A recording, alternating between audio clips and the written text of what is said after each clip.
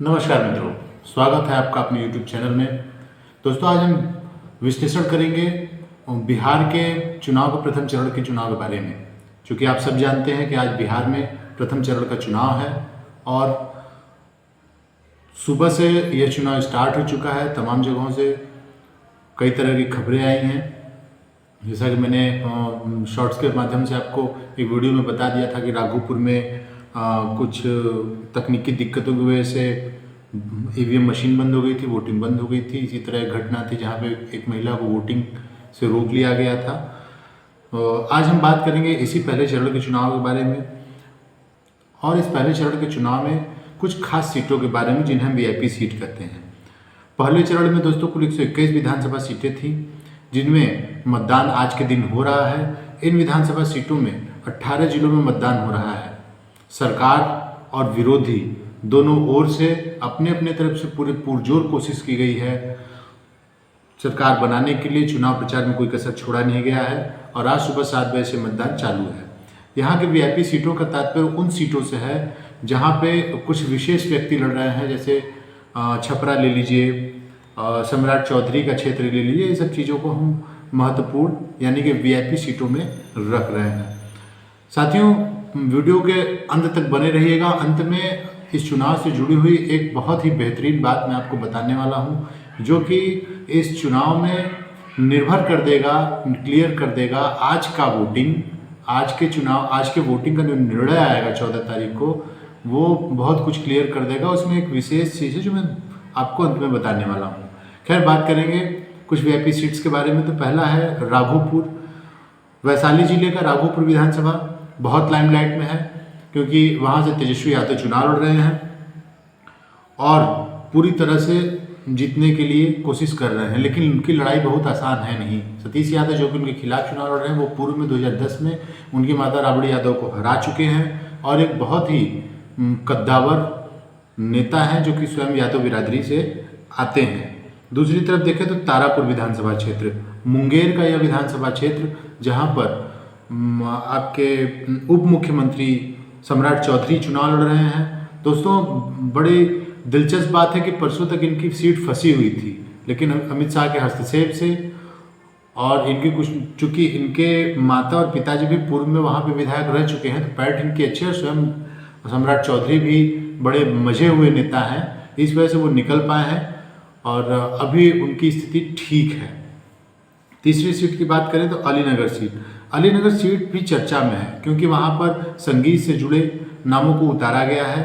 उसमें इनके साथ साथ सिवान की सीट, मोकामा की सीट, जो कि अभी हाल ही में खूब ज़्यादा चर्चित रहा। दुलार चंद यादव की हत्या की गई जिसपे अनंत सिंह के ऊपर आरोप लगा, अनंत सिंह गिरफ्तार किए गए।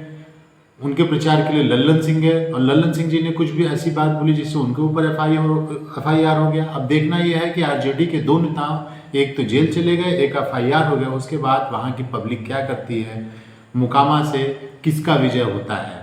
खैर, लड़ाई वहाँ पहले कुछ त्रिकोणी लग रही थी, लेकिन अब लड़ाई सीधे और सीधे सूरजभान सिंह और अनंत सिंह के बीच है। इस सीटों पर बहुत ही ज़्यादा प्रचार हुआ है और तमाम पार्टियों ने जाति समीकरण को देखते हुए टिकट दिए थे।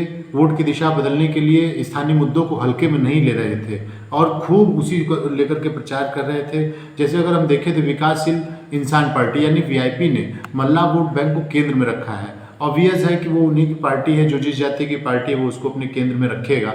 लेकिन दोस्तों, छपरा विधानसभा जो कि पिछले 5-6 बार से भाजपा के हाथ में रहा है और भाजपा के हाथ में रहने का मतलब है क्योंकि वो शहरी इलाका है, शहरी क्षेत्रों में हमेशा से भाजपा रही। लेकिन इस बार खेसारी लाल यादव बहुत तगड़े से चुनाव लड़ रहे हैं और कहीं ना कहीं वहाँ से वो जीत की स्थिति में है, जो कि भाजपा ही स्वयं कह रहे हैं। और आगे देखते हैं इन सीटों का क्या होता है, इन सीटों पर क्या रिजल्ट निकल के आता है। साथियों, आप भी कमेंट के माध्यम से इन वीआईपी सीट्स के बारे में अपनी राय जरूर रखिएगा। और जैसा कि मैंने पहले बताया था कि लास्ट में कुछ विशेष बात करनी है, जो कि बिहार में 14 तारीख को निर्भर करेगा सरकार बनने की। साथियों, आपको पता होगा कि आज जो पहले चरण का चुनाव चल रहा है, इस पहले चरण के वोटिंग में करीब 13, हमारे ख्याल से 13 विधानसभा सीट हैं जो कि पासवान जी के खाते के हैं, चिराग पासवान जी के खाते के हैं।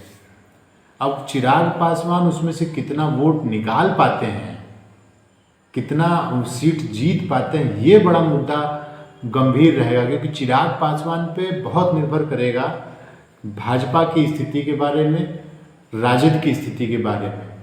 फिलहाल बिहार में लालटेन जल रही है और तीर चल रहा है, लेकिन कमल कहीं न कहीं कुछ मुरझाता दिख रहा है, वह चिराग भी बुझता हुआ दिख रहा है। खैर, ये एक आशा लगाने मात्र की बातें हैं। 14 तारीख को बहुत कुछ क्लियर हो जाएंगे, क्या सामने है क्या नहीं है, क्या स्थिति परिस्थिति होगी। आप अपनी राय कमेंट के माध्यम से हमें ज़रूर बताएं। वीडियो अच्छी लगी हो तो कृपया लाइक करें, शेयर करें और निवेदन है कि सब्सक्राइब जरूर करें, क्योंकि बिना सब्सक्रिप्शन के हमारे भी मनोबल टूटता है। अगर आप चैनल को सब्सक्राइब करेंगे तो हमारा भी मनोबल बढ़ेगा और हम और बढ़िया तरीके से वीडियो आपके सामने ला पाएंगे। मिलते हैं कल किसी नए मुद्दे के साथ, तब तक के लिए नमस्कार।